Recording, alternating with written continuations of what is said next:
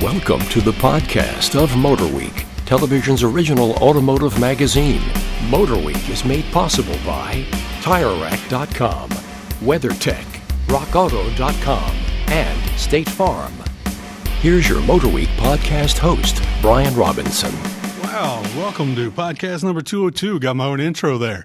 That's very impressive. We're flying this plane without our normal pilot, John Davis, today, and helping me get through this is our road test producer, Ben Davis. Hey, guys. The pride of Western Pennsylvania, Joe Lago. Good to be here.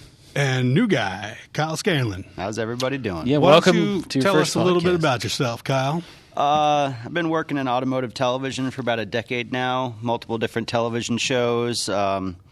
Some of you probably heard of, things like Overhauling Inside West Coast Customs, a lot of shows where we took cars apart and put them back together, and it's a lot of fun to be here with you guys and just being able to test the cars and not having to inventory every nut and bolt on a vehicle. So, Right on. very exciting. Welcome, Cal. Looks like we'll have the usual rundown of some road test cars, lightning round, viewer questions, rant and rave. Let's start off with the 2020 Jeep Gladiator, which I'm the only one that's driven, so I'll give a rundown on that. Basically, How was it? it's more than just a Wrangler with a bed on it. They did take the front suspension of the Wrangler, front part of the frame, front cab.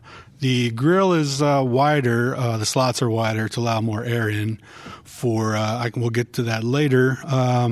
Then they lengthened the frame, put most of the Ram 1500 suspension back there. So it's more than just a Wrangler. It's with that frame lengthening and with that suspension, it'll tow 7,650 pounds, which is more than anything else in the midsize class. All four doors, all with a 5-foot bed, all four-wheel drive, 3 different roofs, the soft top, freedom top, hard top. All the doors are removable, just like the Wrangler. And it's only 4-door configurations. Yes. And 3 trim level Sport, Overland, and of course Rubicon. The Rubicon comes with all the same hardware as the Wrangler Rubicon. 33s standard, 35s will fit without any modifications. They even made room in the spare tire place for 35s. Sweet. Nice. Any questions? So what's it like to drive? It feels more like a Ram 1500 than it does a Wrangler. Really? It feels super substantial. And, that's why they allowed for additional cooling, is to be able to tow that much. The same engine, Pentastar V6, that's in the Wrangler. There will be a diesel somewhere down the road. No exact date on that yet. I've been seeing some rumors floating around just this week that, and I was wondering if you heard anything. Apparently, allegedly, somebody in Chrysler said that the Hellcat motor will fit in the Wrangler and Gladiator as well. I don't know if that's an official statement, but a lot of Jeep websites have been quoting that. Sounds like a great way to roll a Jeep. Yeah, I think there's already been spy shots of one with it in there, right? Or at least a V8. I don't know if it. I mean, you can one-off anything, Yeah. but it sounded like there was plans, Yeah, and I they didn't know tell if us. you'd. They didn't tell us anything about that. Well, that's how it is with any release of like a new product, right? They release it and then they trot out after 2 or 3 years. They trot out new engines to keep the excitement up. Yeah, so I exactly. assume that's what they'll do with the diesel and that kind of stuff. So, did you guys do any towing tests? Since you said it does tow this tows more than Ranger, Colorado, those All trucks? the above, yeah, and it's I think the Wrangler, the best you can get is 3,500, so it's quite a leap up from Wow. that. But they had stuff there to tow, boats, camping trailers, and stuff like that. We never made it over there. We focused on the off-road course, did a lot. We had a Rubicon there and spent a bunch of time doing this. Some good footage. Be sure to check out the test. It was super rainy out there while we were there, off and on, so it was a muddy mess, but the Rubicon had no problem at all with it. One more question. Yes, sir. Did you get a chance to sit in the back seat? I did. Same exact amount of space that's in the Wrangler 4-door. Really uncomfortable, almost 90-degree angle. Kinda. There may be a little more rake in it. I'm not sure. Legroom is the same, but obviously the back cab, behind it is different. Plenty of room. It's still hard to get into. Those rear doors are narrow. Yeah. But once you're in there, I thought it was a fair amount of room. Cool. The since everyone can take the doors and roof off, they have a lockable storage bin under the seat bottoms, and then also the seat backs themselves lock into place with a key, so you can throw stuff back there. Oh, that's a neat secure 'em. addition. Not sure how many people are going to take all the doors and roofs off. Nah. But you can, which no other truck you can do. Right. Cool. Well, I can't wait till we get one in here at our headquarters for prolonged testing. Definitely excited to drive that. Yeah, it's a cool truck. Like I say, after driving it, felt more like a Ram 1500 to me than a Wrangler, which, I think is pretty big deal. I was going to say, that's a good thing. We like the Ram 1500. Yeah. I'm a truck guy anyways, so I'll be excited to see how it feels compared to my truck. Yeah, all four-wheel drive. You can get the 6-speed manual standard, 8-speed auto, $2,000 option. 6-speed truck. Look out. Yeah, I was going to say, I don't think, does anybody else offer a manual trans? And that, I guess Tacoma probably still does, but I don't think Ranger does, right? You were on the Ranger trip. Does not. Yeah. Is that a 6-speed on all trims? Can you get a Rubicon 6-speed? Or is that just like a... Yep. That's cool. Nice. All right, moving on. Next car, 2019 Mazda 3. Kyle, tell us about that one. Well, Mazda was nice enough to fly me out to Tahoe to drive their new Mazda 3, and for the first time ever, they have their iActive all-wheel drive system available for the Mazda 3, and I got to take it out on the snow course with the front-wheel drive version as well as the all-wheel drive, and I can tell you they did a great job putting that all-wheel drive system in there. The front-wheel drive version was pushing through corners and trying to get from a dead stop to moving just a little bit up a hill was definitely taxing on that vehicle. But then you jump in the all-wheel drive system and almost felt like, you're in an SUV in a way. You could just get going from a dead stop, no problem, and you really wanted to, you can blip the throttle a little bit and get the rear end out and have some fun in it. And actually, I used to have a Speed 3 back when I was in college, so haven't been in a Mazda hatchback since I had that vehicle. And it was, very reminiscent. Obviously, it didn't have the 6-speed and the turbocharger like my Speed 3 did back in the day. But it was still a blast to drive. Got to drive through the hills and get on the freeway between Tahoe and Sacramento. And, little buggy gets up and gets going when you want it to. And I can tell you, with myself and my driving partner that we had out there, we had a lot of luggage, and it all fit very well. So the storage space in the hatchback is great. It's definitely something that you can, go on a big Christmas shopping trip and on the holiday season and pack all your bags in there and have no problem seeing out the back. So it's nice. I was going to say, so if you had a friend who was shopping for a compact SUV, they're looking at Crosstrek, they're looking at Escape, that kind of stuff, would you suggest this maybe in lieu of an SUV?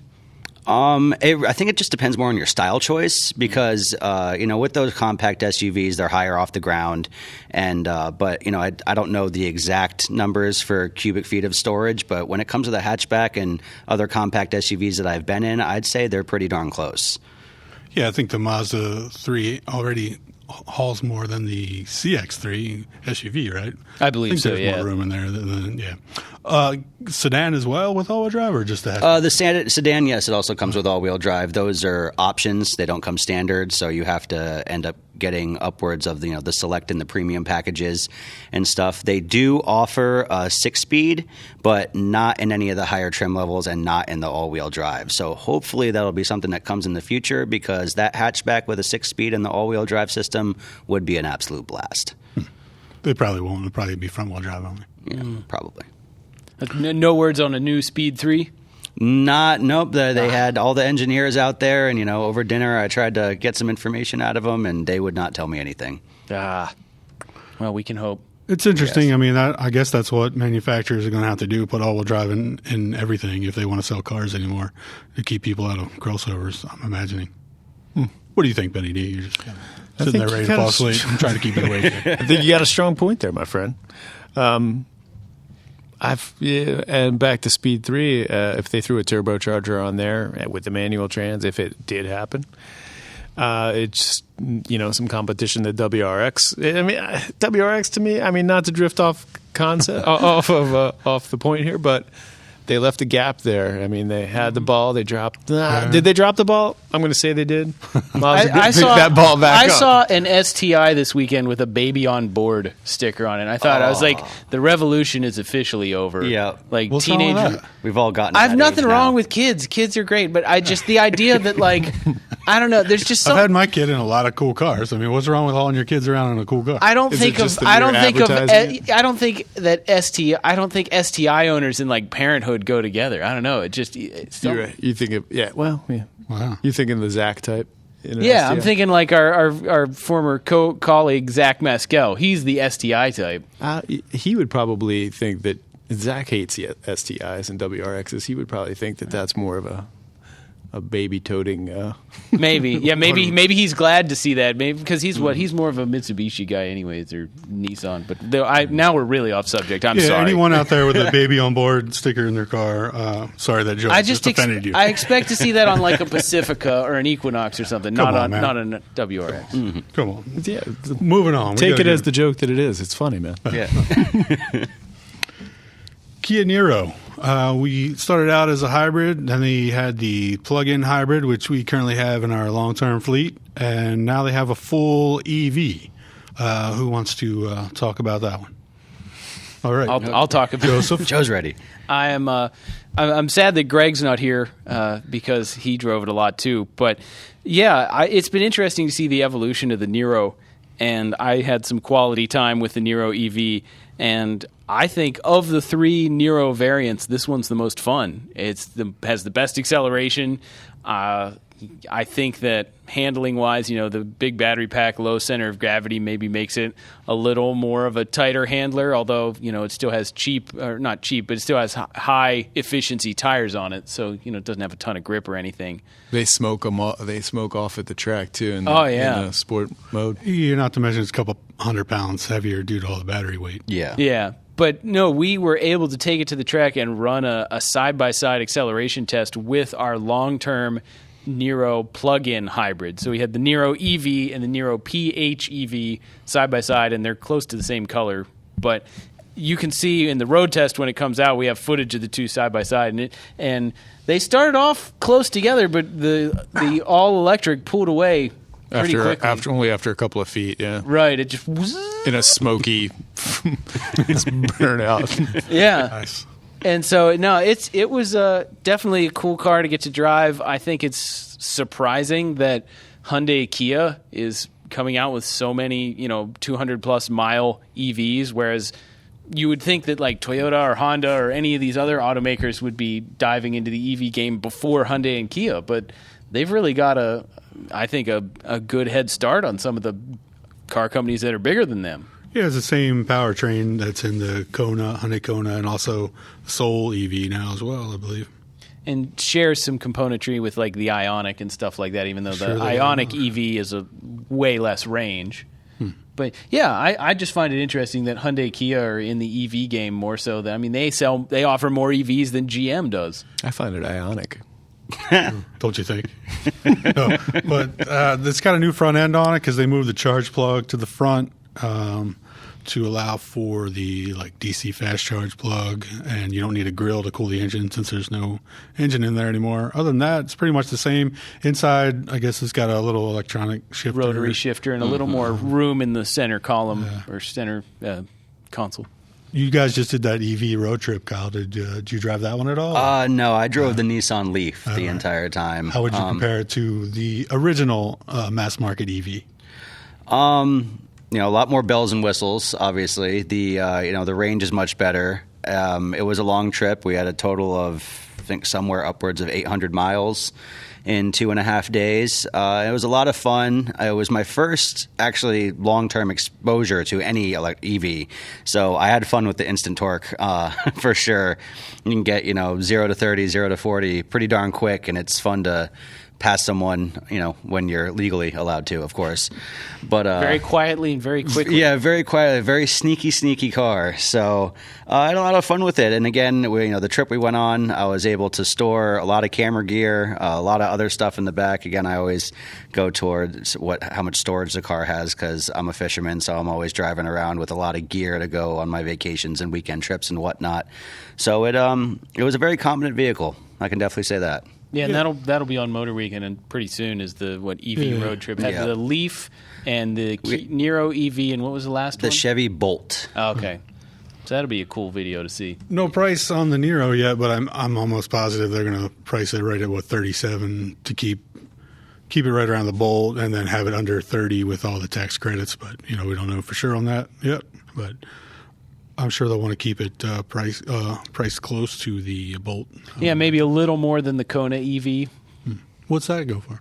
That I don't know the exact price of, but I remember reading somewhere that they expect, the analysis, they're expecting the Niro to be slightly more expensive because it's a little bit bigger room-wise. Yeah, we struggle, well, at least me personally, probably more than everybody else, calling the Niro a crossover. They call it a crossover. I consider it more just a wagon. I'm not sure. But anyway. Tall hatch. Yeah, but there's still a ton of storage space. It's only 1 cubic foot less cargo.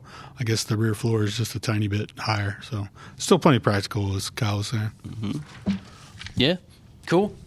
Anything else on any of our road test cars before we move on?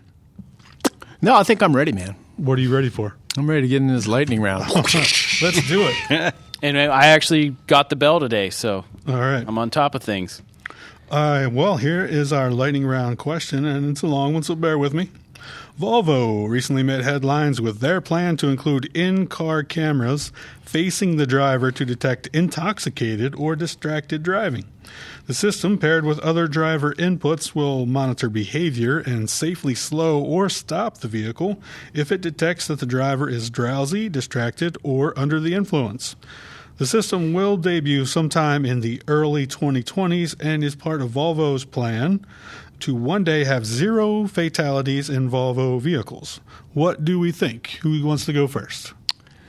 Ben, you said you were ready. Yeah, I'm ready, man. I'll go man. first. I don't like this whole driver distraction kind of monitoring system lately because I seem to set it off all the time for, I guess, when I'm in the car, I'm zoning out and I've got a couple of nervous ticks and it'll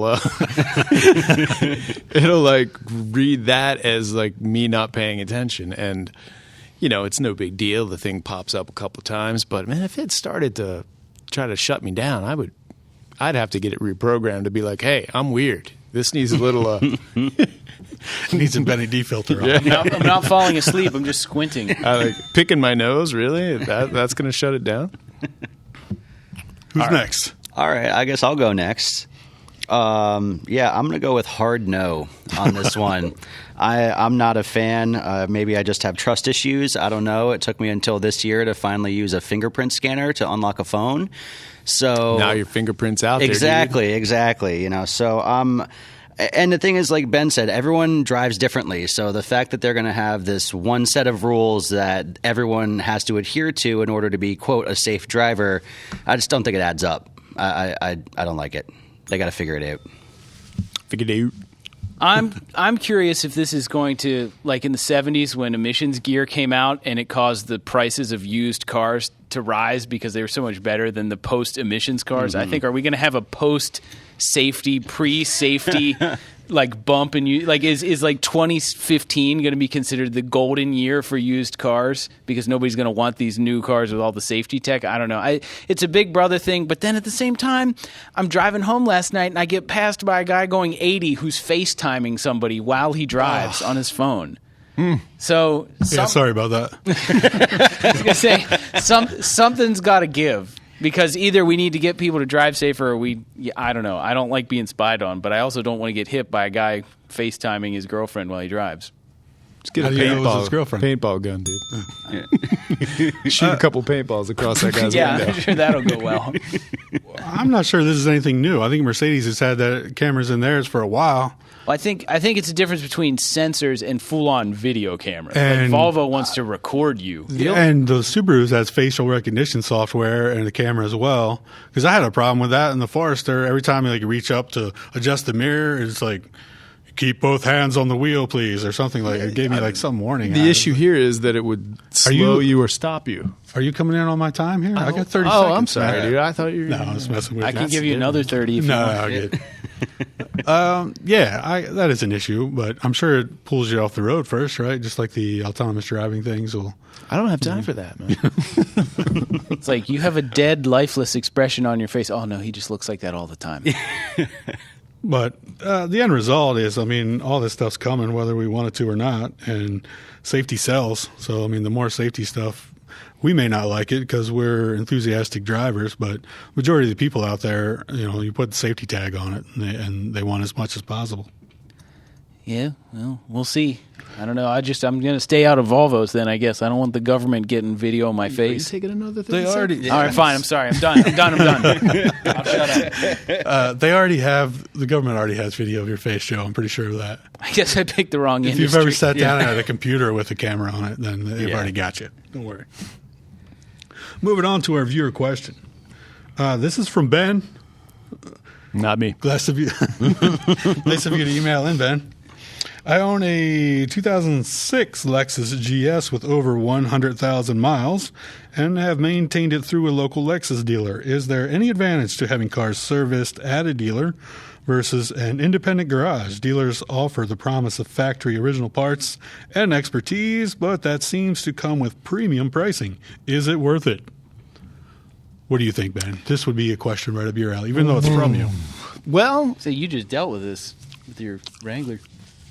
I would say that there would be. Let's say the premise is this: that you have the Lexus with dealer maintenance throughout its whole life, and somebody else has the same Lexus with independent garage maintenance its whole life. Let's say if that independent garage was a specialist garage that specializes in Lexus, and your entire service history was done at that garage, then I would call that a lateral playing field, if not maybe a slight advantage toward the independent garage that specializes in Lexus. But if you were comparing it to another Lexus that had scattered garage maintenance history, not necessarily one place, but all over the place, then clearly in a resale perspective, in a resale point of mind, that dealer-serviced Lexus is going to be more desirable. So resale value speaking, he should stick with the. In a resale minded situation. If you're shopping for a used car, if you see it was serviced at the same dealer its entire life, and you have the full records versus shade tree mechanic type stuff, you're going to trust the dealer service. Exactly, car. it looks better. That being said, I would trust an independent specialist more so than a dealer. But Where dealer, you know the guy. like by name and stuff. Yeah, because they tend to do only stuff that's necessary, and that's a whole nother question. I will say finding a good mechanic is one of the hardest. A good doctor, a good dentist, and a good mechanic are like the three hardest things to do when you move. Don't forget a good tattoo artist. It's only going to get harder guy. because there's so little maintenance that needs to be done on cars now. It's hard for shops to stay open when cars go 15,000 miles with oil changes now. And they don't need tune-ups for 100,000 miles. The only thing they can do anymore is like brakes, oil changes. That's a whole other question too. Really? You think that they're only doing these 15,000-mile intervals because that's what the EPA wants them to say? No. You're talking about for I think oil the oil technology has gotten way better, and the tolerances in the engines have gotten way, way better and everything's synthetic now. So, good point. Yeah, I think on cars, there's a break-even point, right? Like I don't know, like first 5 years at the dealer, and then once it gets to a point where it's out of warranty, and maybe it becomes your family's second car, or it becomes your kid's car or something, then you're like, okay, well now I can take it to like a local mechanic. I never go to the dealer, so I guess I'm going to be screwed when I go to sell my vehicles. Although they generally have 260,000. When do you sell cars? They usually just get towed away to be donated. So Yeah, and there's the point in the question where, it says with the premium pricing, that's definitely one of the things. You develop a relationship with a mechanic over time, and, they're willing to not cut corners as in what they're going to do to work on your car, but they'll help you out with the pricing, and then you won't spend nearly as much money as you would at the dealership. Right, yeah. Yeah, we're not saying all dealerships Not all are shady. No, but not shady, but there are quite a few of them out there. We've certainly experienced that just here in our area with long-term vehicles we've had and getting them serviced. But Yeah. I'm not sure that helps you, Ben, but possibly find a good Lexus specialist in your area and go with him and see if the pricing is better than the dealer and go with that. And talk to them. I mean, that's a big part of it. Like, actually talk to the people. Hey, ask how's it questions. going? Yeah. All right. Does anyone have a rant and or a rave this week? Anybody? I can honestly say, with being relatively new here at MotorWeek and going in and out of so many vehicles, the only headache that I've found is playing the game of where is the push button start in this car. I've had to sit in more than a few cars for 20 to 30 seconds trying to figure out where it is, and it's new to me. So maybe that's, I'll probably get over it pretty soon here, jumping in and out of more vehicles. Well, then you'll get mad when you have to put a key in it. Like with that 4Runner. Yeah, we got that. As nice as that thing is, I couldn't believe I had to put a key in that. But yeah, I guess that's my only part is where's the push button start today. That's reminds me that the Ram we had in the work truck Ram. It had crank windows and manual locks, but it still had a push button start. And I'm sure it's just a cost saving thing. I'm sure it saves Ram money to only build one starter mechanism. But I thought that was really funny. It had manual locks and manual windows and still had a push button start. Just an old school work truck. Mm-hmm. That thing was neat. I guess we'll wrap it up on that. I'd like to thank everybody for joining us this week. Thank our audio engineer, Jim Bigwood, our podcast creator, Bob Mixter. And thank you for tuning in, listening. Be sure to check us out in all the usual places, internets and all that. And thanks for tuning in. You've been listening to the podcast of MotorWeek, television's original automotive magazine. MotorWeek is made possible by TireRack.com, WeatherTech, RockAuto.com, and State Farm. For additional information on podcasts, videos, and showtimes, visit our website at motorweek.org. And watch MotorWeek, television's longest-running automotive magazine series each week on your local PBS station.